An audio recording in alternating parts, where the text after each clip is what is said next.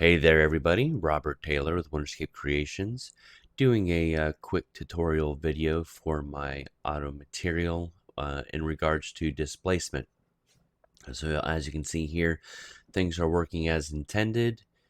Things are nice and displaced. We get up closer, we can see things are,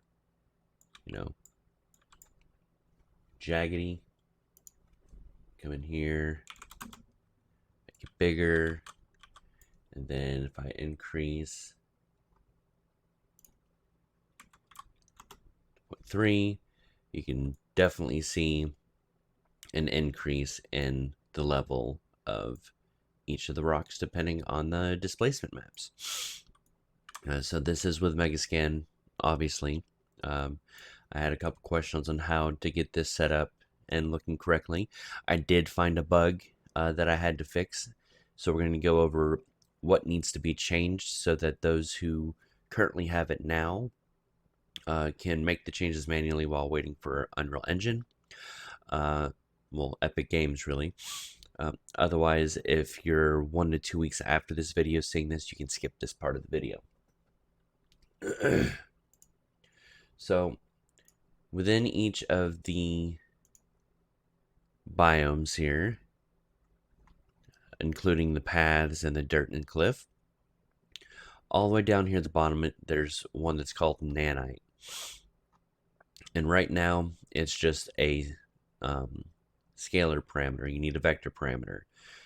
So hold down V, name it what the scalar parameter was, delete the scalar parameter and put this in there. Keep everything as it is. Nothing's placed. And the reason you want that is because you don't want, even when displacement is activated, you're not going to want displacement on everything. Just some things that have, like rocks and whatnot. So once you do that, once that's fixed, there are a couple of things that are required on Epic Games side that need to be done. There have been videos on it before, but I'll go ahead and bring it up anyways. Default engine.ini. You need to have these two lines under script engine render settings. r.Nanite.AllowTessellation equal 1. r.Nanite.Tessellation equal 1. And the default engine.ini, which you can find in your project config folder. All right. Once that is set up, if your engine is on, close it, reopen your project. The next thing you need to do is go to landscape, checkmark, build data. Obviously, you have rebuild data when things need to be rebuilt. At which point, then, everything will be working. Don't ask me why it needs to be a vector 3. I was running into bugs when it was a scalar.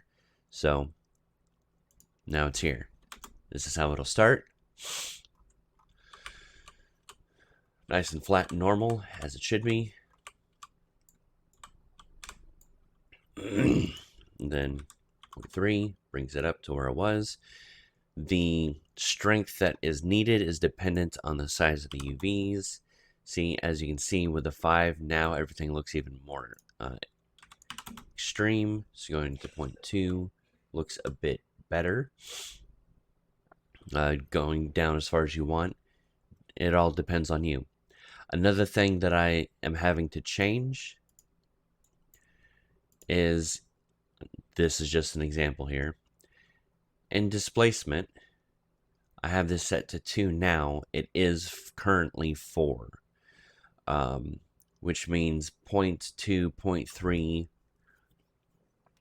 is going to be even more extreme. You'll need to go down even lower to get what you need. But again, those updates will be are being pushed today. So you can either go into the main materials and go to the named ones. So the masters, go into the 3 masters here, whichever one you're using, click on, or just open one. Make sure this is clicked. Come down here to nanite. Magnitude is currently 4 under displacement. Change that to a 2. You can keep it a 4 if you want, but I find 2 to be a little more forgiving. Thanks for watching. See you in the next video.